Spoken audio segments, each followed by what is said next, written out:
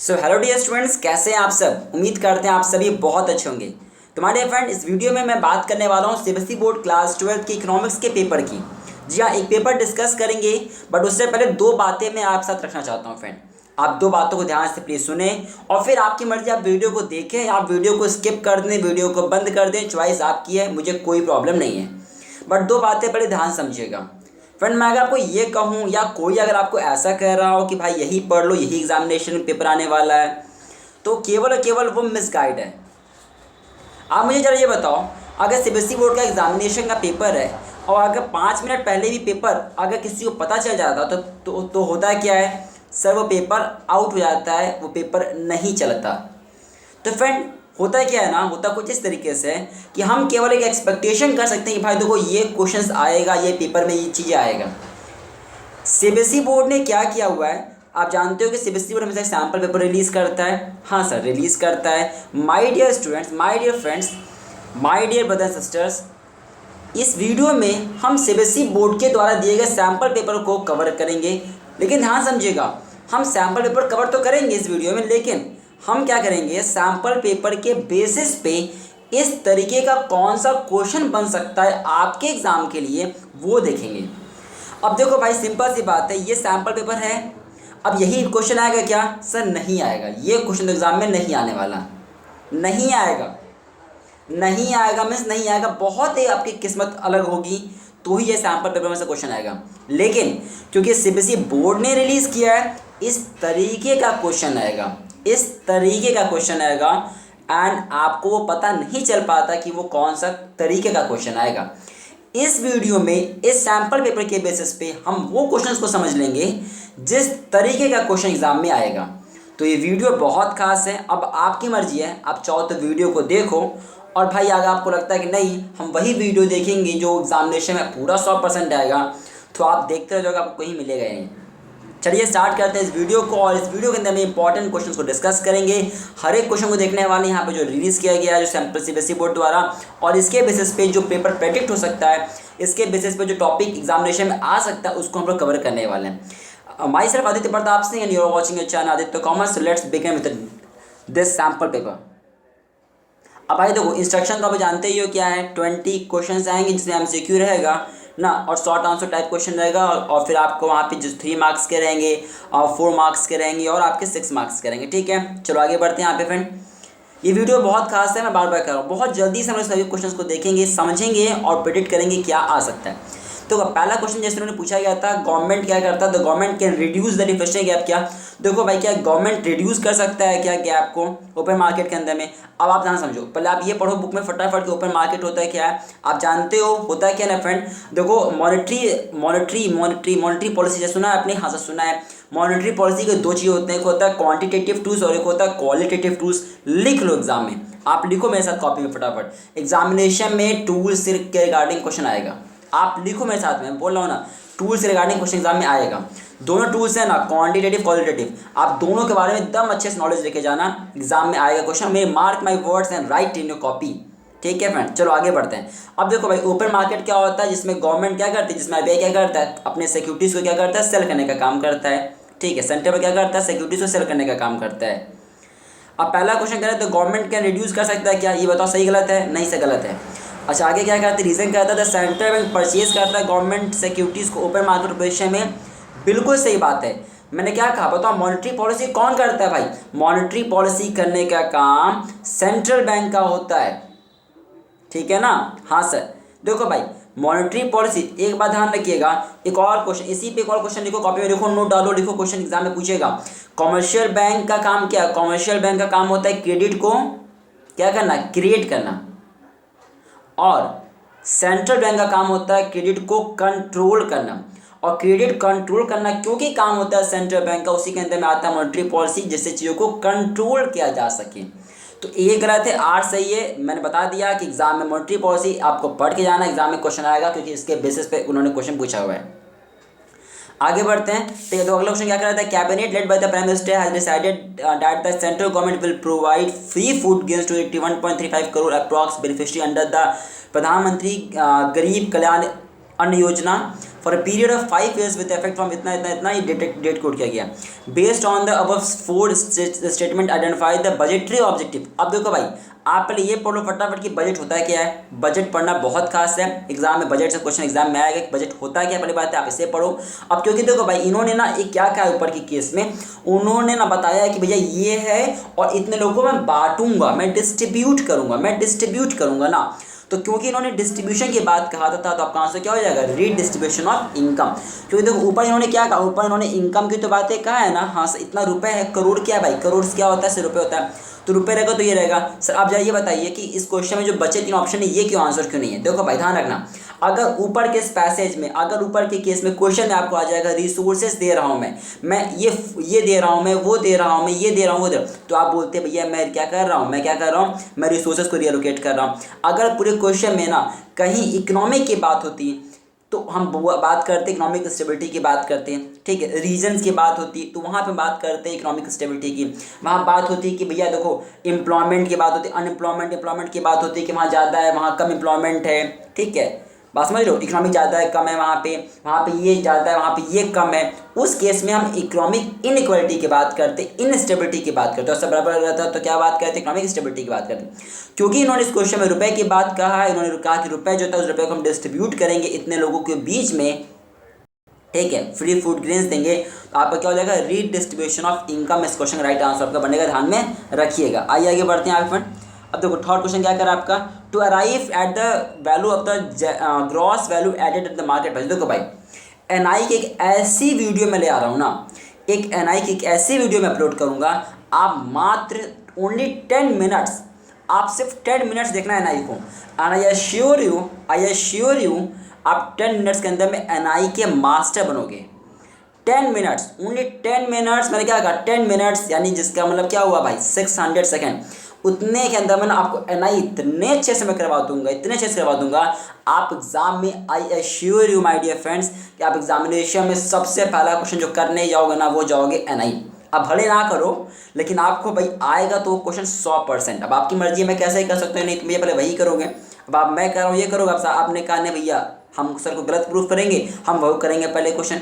अब मैंने क्या कहा, आपको आएगा ये 100% की मैं सिक्योरिटी देता हूँ 10 मिनट के अंदर में, ठीक है। तो उसको फिलहाल इस टॉपिक को मैं स्किप कर रहा हूँ। अगर आप चाहते हो जानना तो इसका आंसर क्या होगा, तो इस क्वेश्चन का आंसर हो जाएगा भाई नेट प्रोडक्ट टैक्स, ध्यान रखिएगा। चलो आगे बात करते हैं। Under the exchange rate system the market forces automatically adjust करता सरप्लस को एंड डेफिसिट को बैलेंस पेमेंट को। भाई बैलेंस ऑफ पेमेंट में ना पहले पढ़ो कॉसेस क्या क्या है, पढ़ो कॉसेस क्या क्या है, आप टिक करते चलो ऑप्शंस को। कॉसेस पढ़ना है आपको, एग्जाम में पूछेगा आपसे कॉसेस पूछेगा, कैसे करेक्शन करना है उसको पढ़ना है आपको, ठीक है। आप करेंगे किस एक्सचेंज रेट के सिस्टम में, किस एक्सचेंज रेट सिस्टम के अंदर में जो मेरा मार्केट फोर्सेस होता है वो ऑटोमेटिकली एडजस्ट करता है। क्या करता है, वो ऑटोमेटिकली एडजस्ट करता है। माय डियर फ्रेंड्स वो होता है फ्लेक्सिबल, किस में होता है, फ्लेक्सिबल के अंदर में। तो फ्लेक्सिबल एक्सचेंज रेट के सिस्टम में जो आपका बैलेंस पेमेंट होता है क्या करता है, ऑटोमेटिकली एडजस्ट करता है। अब आपसे ये पूछेगा एग्जाम में क्वेश्चन घुमा के कि फ्लेक्सिबल एक्सचेंज रेट में क्या होता है, तो आप बताओगे इस तरीके से कि फ्लेक्सिबल एक्सचेंज रेट सिस्टम के अंदर में जो मार्केट फोर्सेस होती हैं ना वो ऑटोमेटिकली एडजस्ट कर देती हैं, जितने भी सरप्लस हैं या जितने भी डेफिसिट होते हैं ना माय डियर, उसको ऑटोमेटिकली एडजस्ट करने का काम होता है फ्लेक्सिबल एक्सचेंज रेट सिस्टम के अंदर में, ठीक है। दूसरी बात आप ये भी पढ़ के जाओगे कि फ्लेक्सिबल होता है तो एक दूसरा एक नाम होता है फिक्स्ड एक्सचेंज रेट सिस्टम। आप ये भी पढ़ के जाओगे कि फिक्स्ड एक्सचेंज रेट सिस्टम होता है क्या। जो मैं बातें कर रहा हूँ ध्यान से समझो और लिखते चलो भाई, अगर नहीं आएगा तो हमसे पूछना, मैं इसीलिए बैठा हूँ आपको मैं बताने के लिए, ठीक है ना। चलो आगे बढ़ते हैं यहाँ पे। From the given information identify the correct option that it indicates the reference line passing through the origin drawn at the rectangular angle. कोई दिक्कत नहीं है, कोई दिक्कत नहीं है, बताओ कौन सा है, कौन सा यहाँ पे। सर अगर साफ साफ देखा जाए ना तो सर ऐसे क्वेश्चन का आंसर तो 45% वाला होता है। माय डियर फ्रेंड्स आप बहुत सिंपल सी ट्रिक याद रखो, अगर कोई क्वेश्चन एग्जाम में आ जाए ना और आपको पता नहीं हो 45% को टिक करो, 45% को, क्योंकि 95% जो ग्राफ बनते हैं ना इको के अंदर में अपने that is drawn from the 45 degree. तो यहाँ पे क्या टिक करोगे आप टिक करोगे 45 डिग्री वाला, बाकी तीनों नहीं टिक करना भाई। टिक करोगे तो आप गलत करके एग्जाम में आओगे, आपका बहुत शौक ही गलत करने का, तो आप टिक कर दिए दूसरा वाला, टीचर भी काट देंगे वहाँ पे। आगे बात करते हैं। As per the data represented in the Union Budget 23-24, the total receipt of the government other than the borrowing and the total expenditure are estimated at 27.2 lakh crore and 45 lakh crore respectively. The value of the deficit. बताओ अब ये देखो है ना भाई, तीन तरीके हमारे डेफिसिट जितने भी होते हैं आप पढ़ो। पहली बात है तीनों को अच्छे से तैयार करना है आपको, प्राइमरी डेफिसिट के बारे में, फिजिकल डेफिसिट के बारे में, जितने भी डेफिसिट हैं आपको बहुत अच्छे से इनको तैयार करना है। क्या करना है? बहुत अच्छे से आपको तैयार करना है। अब चूंकि इस क्वेश्चन के अंदर में बात होती है कि रिसिप्ट दिया गया है, रिसिप्ट दिया गया है हमारा, ठीक है, जिसमें बोरोविंग नहीं आती है हमारी, जिसमें हमारी बोरोविंग नहीं आती है हमारी, और टोटल एक्सपेंडिचर दिया गया हमारा, तो इसको क्या बोलते हैं? अच्छा देखो टोटल रिसिप्ट के अंदर में क्या, टोटल रिसिप्ट के अंदर में बोरोविंग है क्या? नहीं। आप माइंड में बैठाओ लो फटाफट यहाँ पे जल्दी से, इसको थोड़ा सा खोल दो। खुल गया क्या? हाँ सर खुल गया मेरा। और जब खुल गया तो बताओ इसमें ना एक चिट्ठी डालो, ऐसे पेपर लो, आप पेपर लिखो कॉपी पर लिखो, आप लिखो यहाँ पे अगर रिसिप्ट के अंदर में, अगर टोटल रिसिप्ट के अंदर में बोरोविंग नहीं आएगी तो टोटल रिसिप्ट जिसमें बोरोविंग नहीं थी, टोटल रिसिप्ट जिसमें बोरोविंग नहीं थी, ठीक है, ये रिसिप्ट है, इसमें बोरोविंग नहीं है, इसमें कुछ है कि हाथ में कुछ दिख रहा है कि नहीं दिख रहा है, तो इसमें रिसिप्ट तो है लेकिन बोरोविंग नहीं है, इसके अंदर कुछ है ही नहीं इसके अंदर में। और टोटल एक्सपेंडिचर दिया गया हमारा, जब इसको मिलाते हैं ना तो बनता है फिजिकल। क्या बनता है? फिजिकल। लिख लिए, अब चलो इसमें डाल दो, लॉक कर दो, लॉक हो गया। चलो मैं आपको बता दूं एक न्यूमेरिकल की मैं एक वीडियो लाने वाला हूँ जिसमें न्यूमेरिकल में हम लोग हर चैप्टर न्यूमेरिकल में कवर करेंगे, आप डोंट वरी रहिएगा। अच्छा फ्रेंड, बहुत से स्टूडेंट्स हैं ना वो बीएसटी के पेपर के सोल्यूशन की बात कर रहे हैं। माय डियर फ्रेंड्स, मैंने एक वीडियो अपलोड कर दिया है, आप जाकर चेकआउट कर लीजिएगा सॉल्यूशन को। बाकी अगर आप चाहते हो कि मैं आपका पेपर डिस्कस करूँ तो मुझे पेपर भेज दीजिएगा भाई इंस्टाग्राम पे, आप इंस्टाग्राम पे फॉलो कर सकते हैं आदित्य कॉमर्स सर्च करके। दूसरी बात ध्यान रखिएगा, पेपर बीएसटी का हो चुका है, अब उस पर फोकस करोगे तो भाई अगला पेपर चला जाएगा, भूल जाओ यार उसको। क्या मतलब उस चीज़ को, उसको भूल जाओ, इग्नोर उसको, अब गया जो गया सो गया। पेपर अब अगला है, इको का बेस्ट करना है हमको। The maximum value of MPC. भाई एमपीसी होता है क्या? अब यहाँ पे एमपीसी दिया है ना, आपसे पूछेगा एमपीएस। क्या पूछेगा? MPS, marginal propensity to save पूछेगा। सर ये सब क्या होते हैं? बहुत सिंपल होते हैं माय डियर फ्रेंड्स, बहुत सिंपल होते हैं सब। देखिए आप ऐसे समझो, यहाँ पे मेरा हो गया, मैं जैसे बात कर रहा था कंज्यूम का, कंज्यूम में दो होते, एक होता है एपीसी और एक होता है एमपीसी, ठीक है। एपीसी का मतलब सी अपॉन वाई और एमपीसी का मतलब delta C upon delta Y. मुझे जरा आप ये बताओ, बस ध्यान समझो, मुझे आप जरा ये बताओ कि अगर आपको एग्ज़ाम में इतने नंबर, ये है, मान लेते हैं, केस लेते हैं, ठीक है माय डियर, मैंने लिखा 20.50, मैंने लिखा 20.50। मुझे जरा बताओ इसको रीड करो, क्या बोलोगे आप? सर मैं बोलूँगा मैं 20 नंबर पाया हूँ 50 में से। आप यही ना बोलोगे? हाँ सर यही बोलोगे। तो अब जरा इसको बोलो, एपीसी वाले को बोलो, क्या बोलोगे? आप बोलोगे सर मैं सी कितना कर रहा हूँ वाई में से। सी का मतलब कंजप्शन, वाई का मतलब इनकम, मतलब सर मैं कितना कंज्यूम करता हूँ इनकम में से, उसको एपीसी बोलते हैं। जैसे 20 को मैं बोला, आपने बोला 20 पाया हूँ 50 में से, वैसे अब जरा यहाँ पे बोलो ना मैं कितना कंज्यूम करता हूँ इनकम में से, उसे एपीसी बोलते हैं। और अगर यहीं पे एपीसी मतलब कंजप्शन अपॉन इनकम, जैसे 100 रुपये की इनकम है आपकी और 20 रुपीज़ कंज्यूम करते हो, तो आप बोलोगे मैं 20 रुपये खाता हूँ 100 रुपये में से, तो अब फॉर्मूला में क्या आ जाएगा 20/100 0.2, ठीक है। अच्छा वहीं अगर एपीएस होता तो क्या बोलते हैं आप बोलते हैं सर यहाँ पे बस फॉर्मूले में हो जाता है एस अपॉन वाई, मतलब कितना मैं सेव करता हूँ इनकम में से, मैं कितना सेव करता हूँ इनकम में से, वही बात हुआ, मैं कितना सेविंग करता हूँ इनकम में से, बात एक ही हुआ ना। अब जब एपीसी, एक बहुत ध्यान रखिएगा, मैं जो बातें बता रहा हूँ तो उसको रिकॉल करते चलिएगा। जब एपीसी और एपीएस मिलता है तो क्या बनता है? देखिए सबसे अच्छी तरीके से पढ़ाई कैसे हो सकती है, आप जब क्वेश्चन को करो ना तो उस क्वेश्चन के जितने भी रिगार्डिंग टॉपिक्स हैं, जितने भी इंपॉर्टेंट चीज़ें हैं, उसको माइंड में रिकॉल करो तो आपको एकदम तैयार होगा अच्छे से, ठीक है ना। तो देखो भाई मैंने क्या कहा, एपीसी और एपीएस जब मिलाएंगे तो क्या बनेगा 1। जैसे अभी मैंने क्या कहा, 100 रुपये की मेरी इनकम थी, मैंने 20 रुपये कंज्यूम किया, तो कितना रुपये, अगर मैं 20 रुपये कंज्यूम करता हूँ तो कितना रुपये मैंने सेव किया? सर फिर मैंने 80 रुपये सेव किया होगा। तो अब इस फॉर्मूले में क्या आ जाएगा 80/100 आ जाएगा। आप जब दोनों को ऐड करोगे तो कितना आ जाएगा? सर 100/100 आ जाएगा। काटोगे तो कितना आ जाएगा? सब 1 आ जाएगा। वही तो मैंने कहा एपीसी और एपीएस मिलता तो क्या बनता है? 1 बनता है। ओके यहाँ जरा पहुँचो, एमपीसी पहुँचो। एमपीसी का फॉर्मूला क्या होता है? Delta C upon delta Y होता है। इसका मतलब क्या कि अगर मैं डेल्टा का मतलब होता है ट्रायंगल। ये वही ट्रायंगल है जो आप लोग क्लास 9-10 में पढ़ते थे, कॉन्ग्रुएंसी वाला, सिमिलरिटी वाला, वही है क्या? नहीं सर, ये सब यहाँ पे नहीं आता। बहुत अच्छी बात है, पता तो है आपको भाई। तो यहाँ पे सर ट्रायंगल का मतलब क्या है? सो यहाँ पर ट्रायंगल का मतलब होता है चेंज। बहुत सुंदर। मतलब ये कि अगर मेरी इनकम में चेंज हो तो उससे मेरी कंजप्शन में कितना चेंज आएगा उसको कहते हैं MPC। और अगर यहाँ पे एस होता था तो क्या बोलते, delta S upon delta Y. मतलब अगर इनकम में चेंज आएगा तो उससे मेरे सेविंग में कितना चेंज आने वाला है। ठीक है ना। आप इसको अच्छे से MPC APS MPS सब कुछ पढ़ना अच्छे से भाई, एग्जाम में पूछेगा आपसे। अब ऐसे आपसे यहाँ पे पूछ रहा है बताओ जो मैक्सिमम जो वैल्यू मेरी हो सकती है MPC की मेरी वो कैन बी यूनिटी क्या कभी 1 हो सकती है क्या, 1 हो सकती है क्या बताओ। थोड़ा सोचने की बातें हैं, थोड़ा सोचने की बातें हैं। अगर मान लेते हैं आप कमाते थे 100 रुपये, ध्यान रखिए आप कमाते थे 100 रुपये, ठीक है। तो आप खाते थे, अगर ध्यान रखिए अगर आप कमाते थे 100 रुपये और आप कंज्यूम करते थे 50 रुपीज़ का, ठीक है। हाँ सर। अब आप कमाते हो 150 रुपीज़, 150 रुपये। 100 कमाते थे तो खाते थे 50 रुपये का, अब कमाते हो 150 रुपये, 50 रुपये बढ़ाए ना। हाँ, तो क्या ऐसा हो सकता है क्या कि जो मैं 50 रुपये की मेरी इनकम बढ़ रही है वो पूरा का पूरा रुपये में खा गया। सर बिल्कुल हो सकता है। सर अगर पैसा मिलता है ना तो पूरा कंज्यूम कर लेते हैं, बचाएगा कौन, बचा के रखना नहीं है। जो इनकम मिली क्या कि आपने पूरा खर्च कर दिया, पूरा हो सकता है। हाँ सर बिल्कुल हो सकता है। वही तो बात यहाँ पे कह रहा है कि क्या MPC मैक्सिमम 1 हो सकता है क्या। हाँ बिल्कुल हो सकता है, क्यों नहीं हो सकता है, बिल्कुल हो सकता है भाई।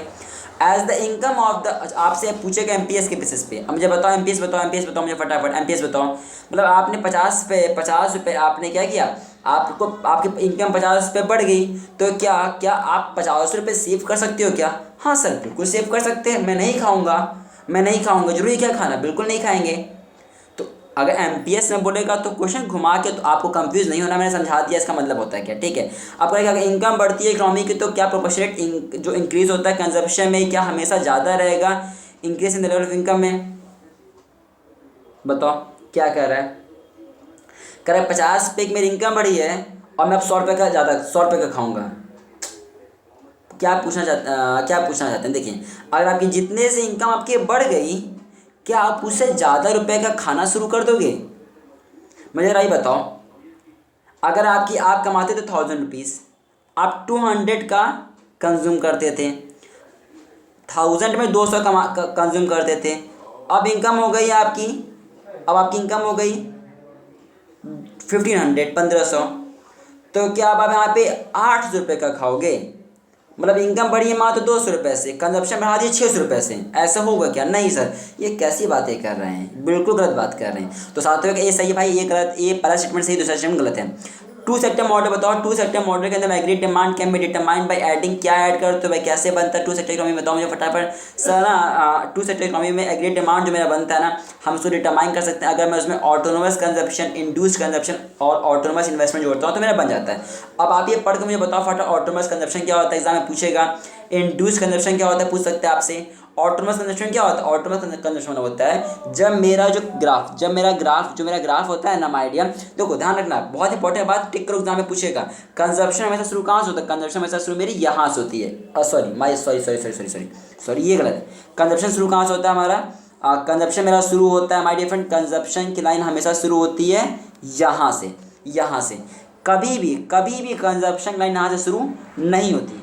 क्यों नहीं होती पूछेगा, रीजन हाँ टिक करो लिखो। मैंने क्या कहा, पूछेगा एग्जाम में कि वाई, क्यों कभी कंजप्शन लाइन ओरिजिन से शुरू नहीं होती है हमारी, क्योंकि जीरो से शुरू होने का मतलब है कि जब मैं कुछ नहीं कमाता था तो मैं कुछ नहीं खाता था। अच्छा आप कुछ नहीं कमाओगे तो कुछ नहीं खाओगे, मुझे जरा ये बताओ, do you earn something. Yes sir, आप बोलोगे yes I earn a lot. भाई मान लेते हैं भाई एक समय के लिए कि यू अर्न जीरो, एक समय के लिए मान लेते हैं, I know that you are the Ambani and the Adani, but let us assume that you are earn zero. Let us assume please for a while.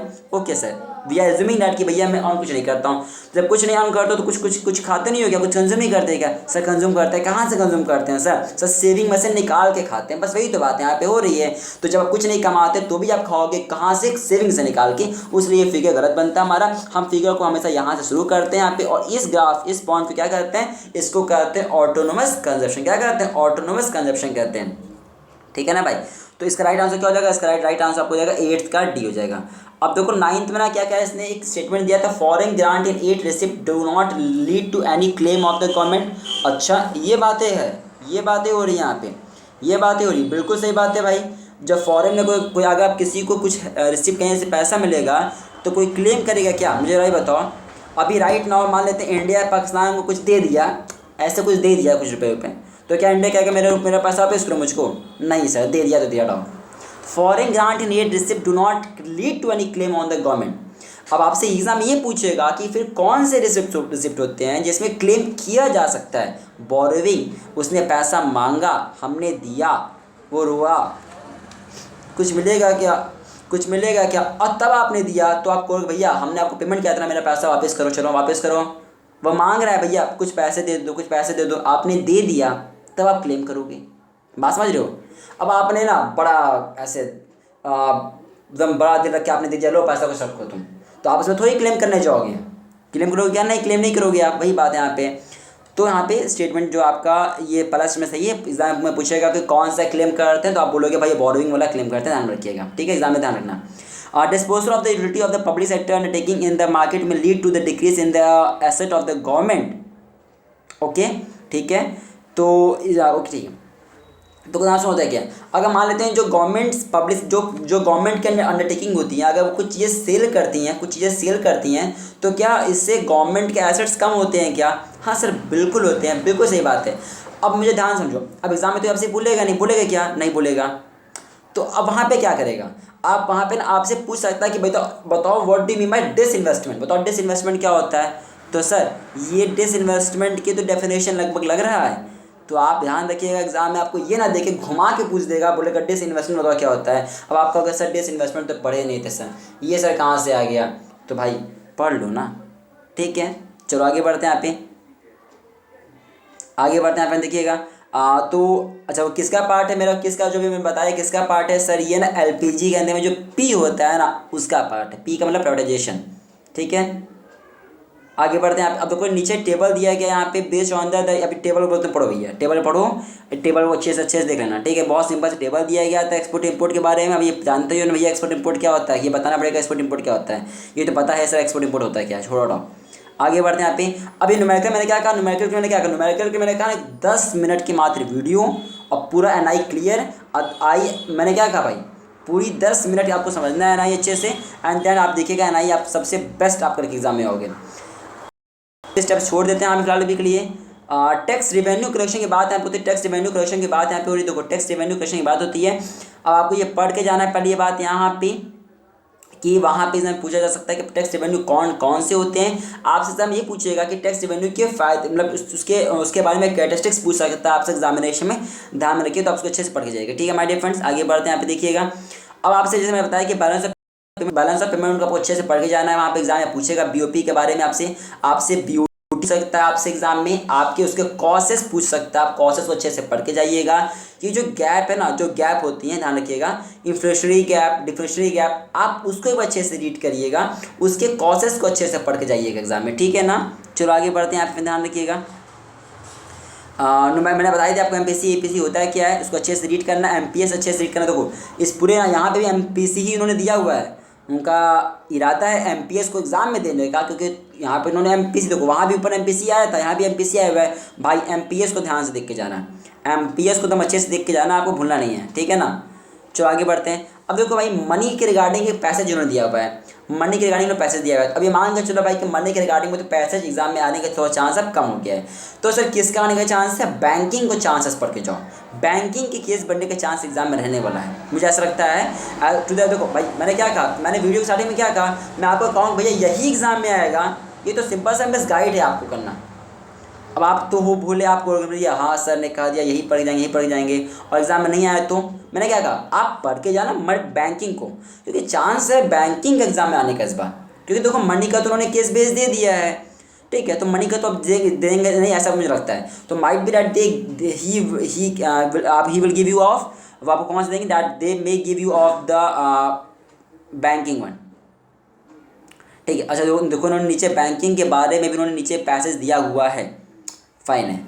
तो फ्रेंड तब भी बैंकिंग को अच्छे से रीड करके जाइएगा, बीओपी के केस को रीड करके जाइएगा। अभी मैं एक वीडियो और बनाने वाला हूँ, तो आप जो इंपॉर्टेंट केस बेस होने वाला है हर चैप्टर को, देखिए मैं क्या करने वाला हूँ, हर चैप्टर वाइज ना एक केस बेस देखेंगे, हर चैप्टर एक केस बेस देखने वाले आने वाले वीडियोस के अंदर में। जैसे आपका हर चैप्टर का मान लीजिए आ ही गया किसी चैप्टर का केस बेस, तो आप उसको अच्छे से अटेम्प्ट कर पाओ, क्या लिखना है सबको बताएंगे, ठीक है। चलिए चिंता मत करिएगा। वीडियो को यार आप सभी से मैं रिक्वेस्ट करता हूँ वीडियो शेयर जरूर करना, ठीक है। अब देखो भाई इंडियन इकोनॉमिक डेवलपमेंट आ गया अपना, आ गया। चलो आज उसको फटाफट देख लेते हैं यहाँ पे। अब इसमें क्या कहा इन्होंने, आपको ये रीड करना है, फॉलोइंग इमेजेस को अच्छे से रीड करना है, रीड करो बताओ। और यहाँ पे 2 पॉइंट कौन से। अब एग्जाम में क्या करेगा ना, एग्जाम में आपको यही 2 पॉइंट देगा और जो 2 पॉइंट लिखा है इसको मिस कर देगा। आप ऊपर के 2 ध्यान रखो भाई, ऊपर के दोनों को ध्यान से देखो, अच्छे से ऊपर को देखना है भाई।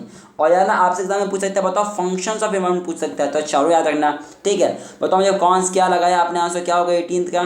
तो हमारे फ्रेंड ये जो अपने फंक्शंस ऑफ इन्वायरमेंट की बात करें ना, इसमें आता है पहला सस्टेन लाइफ आता है मेरा, ठीक है। टू सस्टेन लाइफ आता है हमारा, प्रोवाइड एस्थेटिक सर्विसेज आता है, तो फर्स्ट हो जाएगा ना, ऑप्शन मेरा ए हो जाएगा। अब देखिएगा, ब्रिटिश पॉलिसीज होती हैं क्या, lead to the collapse of the Indian world famous handicraft industries.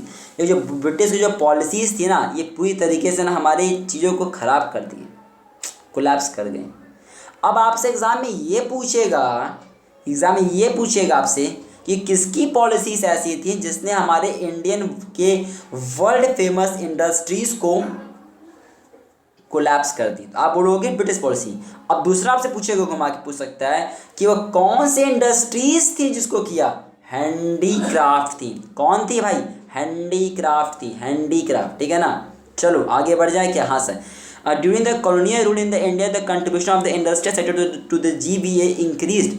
अच्छा, मतलब जो वो कर रहे थे तो हमारा GVA बढ़ रहा था, ग्रॉस वैल्यू एडेड मेरा बढ़ रहा था क्या, नहीं सर नहीं बढ़ रहा था। तो इसने क्यों कहा बढ़ रहा था, ये घुमाने का प्रयास कर रहा है हम लोगों को, तो नहीं घूमेंगे हम लोग। तो भाई जो स्टेटमेंट 2 क्या गलत है। अब आपको ये याद रखना है कि ब्रिटिश कॉलोनी के समय पे हमारा ग्रॉस वैल्यू एडेड क्या हो रहा था भाई, डिक्रीज कर रहा था, इंक्रीज नहीं कर रहा था। जो इन्होंने क्या हुआ है गलत है। अब एग्जाम में ना आपको यही क्वेश्चन दे देंगे वहाँ पे, और वहाँ पे लिख देंगे वर्ड इंक्रीज, जहाँ पे इंक्रीज हम वर्ड सिंपल डाल देंगे डिक्रीज, ठीक है, सीधे लिख देंगे डिक्रीज। और आप कहोगे भैया ये तो एग्जाम में सैम्पल पेपर में आया था, टिक कर दो टिक कर दो, आपने तो सही से क्वेश्चन पढ़ा है नहीं। क्वेश्चन को ध्यान से पढ़ना है, क्योंकि एग्जाम में आपका CBSE यूँ आपको चकमा दे सकता है और आपको चकमा नहीं खाना है, तो सही से क्वेश्चन को समझते हुए चलना है, ठीक है। आगे बढ़ते हैं यहाँ पे। The education commission 1964 has recommended that at least 4% of the GDP has been spent on education। ये बात देखो, कहाँ इन्होंने एजुकेशन पॉलिसी की बातें कहा इन्होंने, बताओ। एजुकेशन कमीशन ने कहा था। अब मुझे फटाफट बताओ कौन कहा था जल्दी से। 64 66 के बीच में किसकी कमीशन आई थी, हाँ जितने कमीशन हैं अच्छे से पढ़ के जाओ। कोठारी कमीशन पढ़ के जाओ, क्या बताओ कोठारी वाला है क्या, Kothari commission, new education policy, आप इसको अच्छे से रीड करके जाओ, ध्यान रखना। तो ये पहला स्टेटमेंट गलत है। The union and the state government have been stepping up expenditure in the education sector over the years to fulfill the objective। बिल्कुल सही बात उन्होंने कहा हुआ है कि पिछले कई वर्षों से यूनियन स्टेट गवर्नमेंट क्या कर रहे हैं, उन लोग कदम बढ़ा रहे हैं, कदम पे कदम ऐसे बढ़ा रहे हैं, ऐसे बढ़ा रहे हैं, ऐसे बढ़ा रहे हैं कि आप क्या कर पाओ, आपको अच्छा एजुकेशन मिल पाए, ठीक है। तो ये बात बिल्कुल सही है। अब आपसे एग्जाम ये पूछ सकता है आपकी कौन सी ऐसी गवर्नमेंट है जो ये स्टेप अप कर रही है कि आपको एक अच्छा एजुकेशन दिया जाए। तो दोनों भाई, यूनियन भी है स्टेट भी है, ध्यान रखिए, ठीक है ना। अब वहाँ पे तुम वहाँ पे ना दूसरा गवर्नमेंट आप बना दीजिएगा, ठीक, पता चला आपने दूसरा गवर्नमेंट बना दिया, वो गलत हो जाएगा। ये 2 मेन की बात करोगे, ये 2 को लिखोगे, ठीक है ना। तो मैंने क्या कहा, इस क्वेश्चन से आपको ये पढ़ के जाना है कि कौन सी कमीशन होती हैं, उसको अच्छे से बुक करके रीड करो। और उसमें ये भी याद रीड करके जाना कि कौन सी कमीशन कब आई थी, किसने क्या खर्च किया हुआ है, इसको अच्छे से आपको रीड करके जाना, एग्जाम में पूछ सकता है, ठीक है, ध्यान रखिएगा। आगे बढ़ते हैं। In the post independence era the policy maker of the India adopted an economic system implies the consistency। अब देखो पोस्ट इंडिपेंडेंस इंडिया में क्या हुआ है, पोस्ट इंडिपेंडेंस इंडिया के अंदर में बताओ कौन कौन सी इकोनॉमीज, कौन कौन सी सेक्टर्स आए हुए हैं भाई, कौन कौन सी इंडस्ट्रीज आई हैं। सर पोस्ट इंडिपेंडेंस में पब्लिक और प्राइवेट सेक्टर इंडस्ट्रीज आई हुई हैं। तो 21st का क्या हो जाएगा, 21st का हो जाएगा सी मेरा। द इंस्टीट्यूशन स्ट्रक्चर, अच्छा आपसे फिर यहाँ पे ही पूछेगा ना, बताओ 21st में पूछ सकता है कि बताओ फिर प्री इंडिपेंडेंस में क्या था, प्री इंडिपेंडेंस में क्या था, जल्दी से बताओ प्री इंडिपेंडेंस में क्या था मेरा, ठीक है। फिर आगे बढ़ते हैं यहाँ पे। अब देखो इसमें ना आपसे पूछ सकता था, अब आपको इसमें अच्छे से तैयार कर जाना है कि RRB क्या होती है, RRB आई कब थी, RBI जब आई तो RRB को रीजनल रूरल बैंक के बारे में, ये आई कब है हमारी, ठीक है, इसको लाया कौन था, और जब आया था तो पहले एक्ट बना था कि पहले आ गई थी RRB के। अच्छा RRB की जब मैं बात करूँ तो RRB में जो रेशियो होता है, कौन कितना कंट्रोल करता है, जैसे स्पॉन्सर बैंक हो गया, या फिर जो आपके स्पॉन्सर बैंक का शेयर हो गया, या जो अपना जो शेयरिंग होती है ना आपकी, इसमें कौन कितना परसेंट शेयर होल्ड करता है, उसको अच्छे से रीड करके जाना, ठीक है। तो उसको अच्छे से रीड करके जाना आपको अरबी के अंदर में। अरबी आया कब है, कौन कंट्रोल करता है इसको, हेड कौन होता है, पहले आया था कि पहले काम करना शुरू किया अरबी, अरबी का मेन पर्पस क्या था, और जो मैं बात कर रहा हूँ आपकी शेयरिंग की जो फिलहाल मेरे माइंड में रिकॉर्ड नहीं हो पा रहा है, ठीक है। तो उसके बाद अच्छे से है कि स्पॉन्सरिंग बैंक का कितना परसेंट होता है, सेंट्रल गवर्नमेंट का कितना होता है, स्टेट गवर्नमेंट का कितना होता है, ठीक है। जैसे स्पॉन्सरिंग बैंक आई थिंक 35% होता है अपना, उसको अच्छे से रीड कर लेना, तो मैं माइंड में रिकॉल नहीं कर पा रहा हूँ क्या वो रेशियो होता है, उसको अच्छे से आप एक बार देख लीजिएगा, ठीक है। 50% होता है, क्या 15% होता है, और एक 35% होता है, उसको शेयरिंग एक बार अच्छे से देख लेना, ठीक है। आई थिंक 50% सेंट्रल गवर्नमेंट का होता है, 35% स्पॉन्सरिंग बैंक का आई थिंक होता है, और 15% होता है, 15% वो आई थिंक स्टेट गवर्नमेंट का होता है। एक बार अच्छे से उसको रीड कर लेना, थोड़ा सा मैं माइंड में रिकॉल नहीं कर पा रहा हूँ, उसको अच्छे से देख लेना। दूसरी बात क्या आपको पढ़ के जाना एग्जामिनेशन के अंदर में कि नाबार्ड के बारे में, नाबार्ड के फंक्शन पढ़ के जाना अच्छे से, एग्जाम में पूछ सकता है आपसे। कॉमर्शियल बैंक के भैया पढ़ के जाना, कॉमर्शियल बैंक को अच्छे से देख के जाना है। और लैंड डेवलपमेंट बैंक का पर्पस क्या होता है, लैंड डेवलपमेंट बैंक का पर्पस होता है लैंड को डेवलप कराने का काम करता है। अब जो ऊपर क्वेश्चन दिए हैं आपसे 22 में, इसका बताओ आंसर क्या लगाएंगे आप, तो सर आप इसमें ये कहोगे कि गाँव के अंदर में रूरल बैंकिंग के अंदर में इंडिया के अंदर में मल्टी एजेंसी इंस्टीट्यूशन बने, ये सभी के लिए काम करते हैं। वो उसमें हमारे क्या है, उसमें आरआरबी भी आती है, क्योंकि इसने गांव की बात कहा ना, तो इसने देखो भाई रीजनल नाम बताओ, रीजनल रूरल, रूरल का मतलब ऊपर दो, और ये क्या बोला इन्होंने रूरल तो बोला था ना, यहाँ पे ये क्या लिखा है, रूरल लिखा है, तो भाई रूरल का तो रूरल ना होगा, तो भाई रूरल का रूरल रहेगा। तो रूरल के अंदर में क्या होता है, इसमें हमारा आरआरबी भी मेरा आती है, इसमें कोऑपरेटिव बैंक्स भी आते हैं, इसमें लैंड डेवलपमेंट बैंक भी आता है, इसमें कॉमर्शियल बैंक्स भी आता है हमारा। अब आपसे एग्जाम ये पूछेगा बताओ अर्बन में कौन आती हैं, अर्बन में कौन आती है, जरा मुझे फटाफट बताओ, अर्बन के अंदर में आरआरबी काम करेगा क्या, आरआरबी काम करेगा क्या। सर आरआरबी का फॉर्म होता है रीजनल रूरल बैंक, शहर का नाम, शहर का मतलब अर्बन होता है, तो क्या काम करेगा क्या, चलो बताओ फटाफट जल्दी से माय डियर फ्रेंड। अब आगे देखो, अब अगला क्वेश्चन क्या कर रहा है आपसे, यहाँ पे आइडेंटिफाई करना है कि इसमें से कौन सा इसमें स्टेटमेंट है जो इनकरेक्ट है, इसमें से कौन सा इनकरेक्ट है उसकी बात आपसे पूछा जा रहा है। यहाँ पे ध्यान रखिएगा 23rd में, तो मैंने बताया आप सभी को इसके अंदर में जो गलत है हमारा वो क्या है। देखो भाई पहला है ना, पहला जो था पहला स्टेटमेंट क्या है हमारा, तो इसमें गलत पूछा, तो मेरा पहला दूसरा तीसरा तीनों स्टेटमेंट क्या मेरे सही हैं, और जो फोर्थ स्टेटमेंट है ना भाई वो गलत है। अब आपसे एग्जाम में ये पूछेगा बताओ इसमें से कि जो फाइनेंशियल सेक्टर रिफॉर्म आया था तो कब आया था, आप बोलोगे 1991 में आया था। दूसरा क्वेश्चन आपसे पूछेगा कि निम्न यानी जो स्टेटमेंट नीचे दिए गए इसमें से कौन सा सही है, भाई पहला दूसरा तीसरा सही है, अच्छे से याद करो तीनों स्टेटमेंट को। एग्जाम में पूछेगा कि फॉरेन इन्वेस्टमेंट लिमिट कितनी रेज कर दी गई, लगभग 74% तक रेज की गई है। FII जो होता है ना, ये अलाउ करता है कि भैया तुम इंडिया के फाइनेंशियल मार्केट में इन्वेस्ट कर सकते हो। कौन अलाउ करता है भाई, फॉरेन इंस्टीट्यूशनल इन्वेस्टर्स को, ध्यान रखिए वो उनको अलाउ किया गया। पूछेगा किसको अलाउ किया गया, तो इनको अलाउ किया गया। कौन है, कितने परसेंट तक कर सकते हैं, 74% तक कर सकते हैं। तो ये सब चीज़ों का डेटा को अच्छे से तैयार करना ध्यान में रखिएगा। आइए आगे बढ़ते हैं, यहाँ पे 24th क्वेश्चन की बात करते हैं। चाइनाज डेमोग्राफिक प्रॉब्लम जो 421 है, ये रिजल्ट करता है हाई प्रोपोर्शन में। तो बताओ भाई इसका क्या हो जाएगा माय डियर फ्रेंड।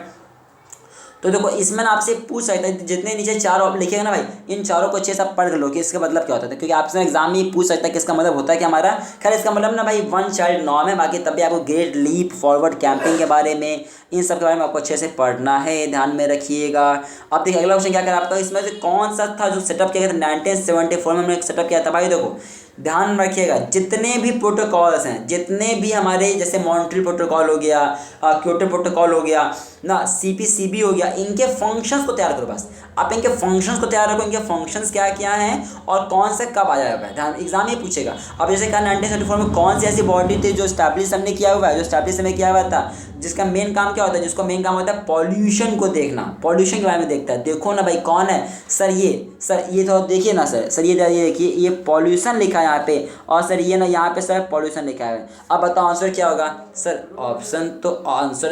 आंसर तो ऑप्शन में था, हमारी नजरें पता नहीं किधर थी, आंसर तो ऑप्शन में बैठा था। तो क्या टिक करोगे सर, टिक करेंगे बी। आपको मैंने क्या कहा, इसमें क्या पढ़ना है कि जितने भी प्रोटोकॉल, जितने भी नाम लिखे गए सभी के आपको फंक्शन अच्छे से तैयार कीजिएगा, ठीक है। चलो फ्रेंड ये अपना हो गया यहाँ पे क्या, हाँ सर। अब ऐसे आपको सब उसको रीड करनी चाहिए फ्रेंड, आप सभी यहाँ पे। अब देखो अब आपको ना इसमें ध्यान रखिएगा यहाँ पे फ्रेंड कि जितने रिफॉर्म्स हुए थे 1991 में, उन सबको अच्छे में पढ़ना। डिसइन्वेस्टमेंट, देखिए डिसइन्वेस्टमेंट पॉलिसी हो गया, तो डिसइन्वेस्टमेंट पॉलिसी के बारे में अच्छे से पढ़ लीजिएगा। मैंने क्या कहा, ये प्राइवेटाइजेशन का पार्ट है, तो उसको अच्छे से रीड करना, आप सभी को उसको मिस नहीं कर सकते, आप ध्यान में रखिएगा फ्रेंड, ठीक है, याद रखिएगा। और ग्लोबलाइजेशन ग्लोबलाइजेशन के बारे में उसके आउटकम्स पढ़िए, उसके आउटकम्स पढ़ना आपको कि क्या उससे हुआ है, क्या उससे फ़ायदा होता होम कंट्रीज़ को, क्या फ़ायदा होता होस्ट कंट्रीज़ को, उसको एक अच्छे से एक बार देख लेना माय डियर फ्रेंड, एग्जाम में पूछने का पूरा चांस। ठीक है फ्रेंड, चलिए फ्रेंड हमने ये कुछ डिस्कस किया आपके साथ इस पेपर के बाद रिगार्डिंग में जो इंपॉर्टेंट बन सकता है। आप लोगों से रिक्वेस्ट करते हैं प्लीज़ शेयर करना दोस्तों के बीच में, चैनल को सब्सक्राइब जरूर करना भाई। और क्योंकि अभी बहुत इंपॉर्टेंट वीडियोस इको के आने वाली हैं। मैंने क्या कहा 10 मिनट का एक ऐसा न्यूमेरिकल आने वाला है नाई का जिसको पूरी तरीके से आप तैयार कर सकते हो। चलिए मिलते हैं आपसे नेक्स्ट वीडियो में। Thank you for watching this video, thank you very much.